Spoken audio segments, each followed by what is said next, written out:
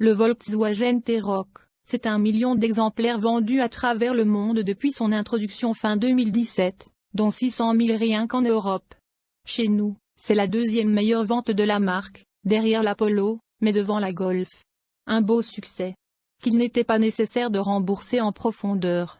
Pourtant, les modifications sont plus profondes qu'il n'y paraît pas de prime abord, c'est que cela bouge surtout à l'intérieur, là où il avait le plus besoin. Suffisant pour tenir jusqu'à la prochaine génération? Premiers éléments de réponse. Des modifications légères à l'extérieur. Le T-Roc a plu pour son style original pour une Volkswagen, mais pas trop non plus. Pourquoi donc changer une équipe qui gagne? Le design extérieur évolue seulement par petites touches. Le meilleur moyen de reconnaître ce T-Roc revu et corrigé, c'est en repérant le bandeau dépendant des phares entre eux. En guidant l'option phare matricielle, une des nouveautés apportées par ce restylage, le dit bandeau devient même lumineux. Sur les modèles qui en sont ignorés, la barre est simplement chromée. Autre petite différence, le motif de la calandre, différent sur la nouvelle QV. À l'avant, Volkswagen a tenu à différencier davantage les versions différentes. Le bouclier n'est pas le même selon la version que vous choisissez. En l'occurrence, le modèle photographié est une finition Airline, type haut de gamme et sport. Le bouclier s'inspire de celui du T-Roc Air, reconduit à l'occasion de ce facelift de mi-carrière. À l'arrière, les évolutions sont plus timides encore. Les feux assombris se rapprochent du T-Roc de la Golf. Enfin, à noter l'apparition de nouveaux coloris, de nouvelles jantes, rien de transcendant. Du mieux à l'intérieur. C'est à l'intérieur du Volkswagen T-Roc Restyling que les modifications sont les plus profondes, avec une nouvelle planche de bord et surtout, enfin devrait-on dire, des plastiques moussés sur la partie supérieure, et les finitions. Mais ils sont durs partout ailleurs. Volkswagen l'habitacle, pour à part, évolue plus profondément. C'en est fini de la disposition horizontale, l'écran tactile surplombe désormais la planche de bord, de fait entièrement repensé. Dommage, il fait une pièce au rapporté. L'écran peut désormais mesurer jusqu'à 9,2 pouces, en option sur tous les modèles. De série, ce sera plus petit, 8 pouces. L'instrumentation digitale fait désormais partie de la dotation de base, 8 pouces sur tous les modèles, mais une version plus évoluée de 10,25 pouces est disponible en option, de série sur T-Roc Air. Puisque l'on parle de technologie, la conduite autonome de niveau 2 combine le régulateur de vitesse adaptatif et aide au maintien dans le fichier intègre la dotation. Enfin, déjà vu sur la Polo, les commandes de la climatisation automatique, des séries sur tous les modèles, sont tactiles.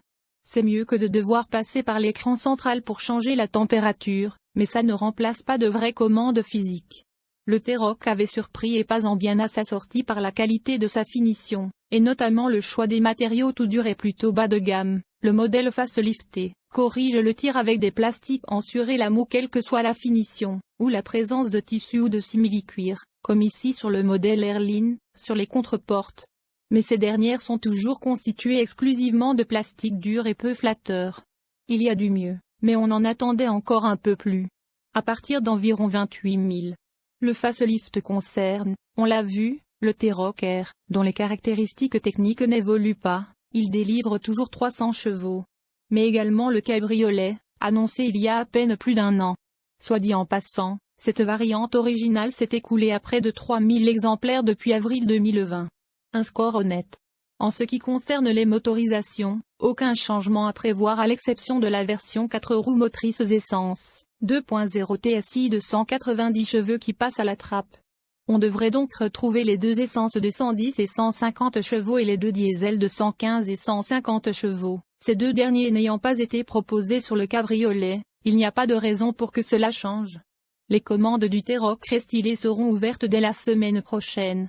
La structure précise de la gamme ainsi que les tarifs seront connus à ce moment-là. Mais on sait déjà que le premier prix devrait tourner de 28 000. Les premiers clients seront livrés courant avril.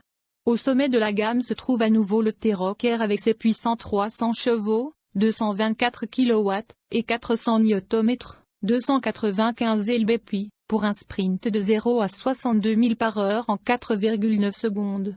Le frère plus grand public de l'Audi SQ2 n'est livré qu'avec le DSG en combinaison, avec 4 motions et une fonction de contrôle de lancement. À fond, Le multisegment sportif avec son système d'échappement quadruple atteindra une vitesse de 250 km/h à régulation électronique. L'époque où VW vendait une Golf R cabriolet ne revient pas, même pas dans l'esprit, étant donné que le T-Roc R continuera d'être disponible uniquement avec un toit fixe. Si vous voulez le cabriolet avec son toit en tissu à 3 couches, il n'est proposé qu'avec la traction avant et les moteurs TSI de 1,0 litre et 1,5 litre. Les deux sont équipés de série de la boîte manuelle à 6 vitesses, mais le 4 pots peut être associé en option à la DSG. Parmi les autres mises à jour, citons un nouveau design de volant emprunté aux dernières voitures de Volkswagen, ainsi qu'un nouveau panneau de commande de climatisation tactile, des commandes retravaillées, un tableau de bord moulé plus doux au toucher, remplaçant le plastique dur, et une sélection de nouvelles options de finition. Les modèles R axés sur la performance se différencient des variantes inférieures avec un volant et des sièges sport avec badge R, une sellerie en daim et tissu, de série, des palettes de changement, de vitesse agrandie, une garniture intérieure bleue, un tableau de bord et des graphiques d'infodivertissement uniques, des pédales métalliques et un air-bouton de mode de conduite.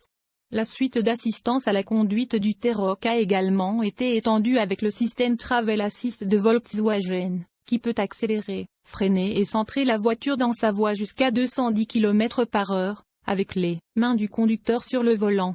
Depuis son introduction il y a 4 ans, le T-Roc a été vendu à plus d'1 million d'exemplaires et VW espère que le lifting à mi-cycle maintiendra la demande des clients à un niveau